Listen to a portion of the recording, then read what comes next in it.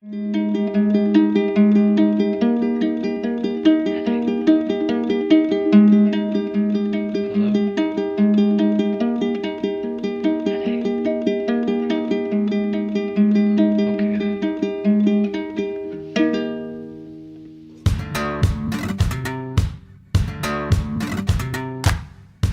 ultimate thing is you get a chance to come to Abbey Road.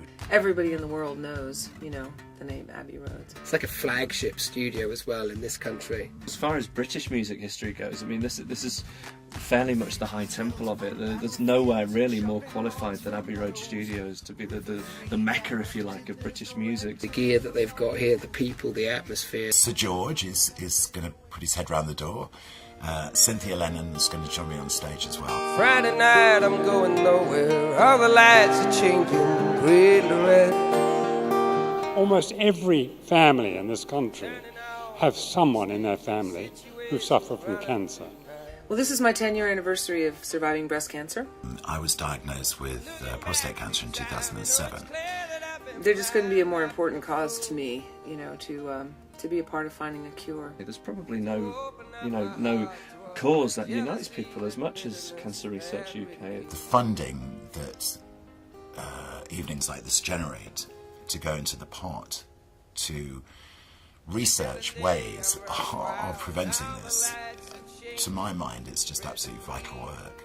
That wonderful girl, Christine, who came on. I was diagnosed with breast cancer last year.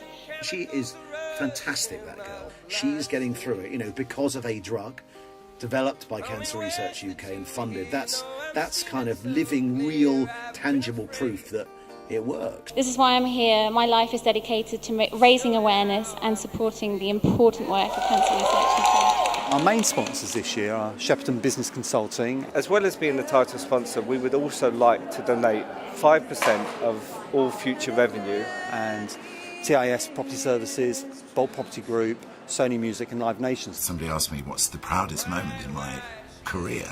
And bearing in mind, I started broadcasting nearly 40 years ago, and I instantly just said Sound and Vision.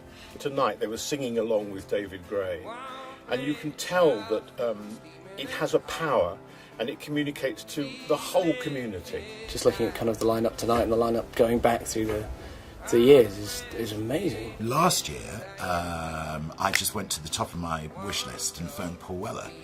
So it set the bar that bit higher for the event this year. Oh, wonderful stuff here tonight. There's a lot of things which are very, very candid, they're very fresh. Some of them are posed, but they've got an iconic quality. I think one of my favorite ones is a silhouette photograph of Robert Plant. I love the Hendrix picture.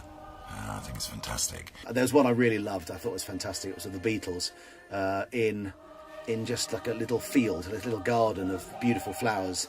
And it was such a nice, casual, non-posed picture. It's of Dylan in Woodstock, I presume, sitting in the back of his sort of old American car. It's a very interesting picture of John Lennon. I'm a big Beatles nut.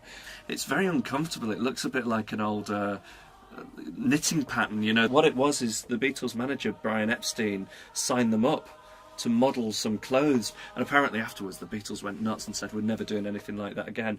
These are powerful photographs, and they'll enhance any interior. 22, 24, 26, 28, 3,000 here. You're getting the hang of this auction business. 6,500. Gone to you, madam. Well done. 12,000.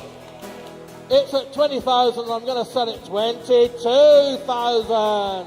25. 26. And sold. Thank you very much. Well done. Would you please welcome to the stage Robert Plant. My dear sister, won't you lay and take your rest? Won't you lay your head upon your Savior's breast?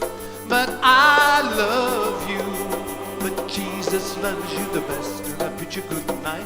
I bought this fantastic, amazing photo done by Simon here. It's an absolute honour to be able to do a piece of work and actually see it live in another way.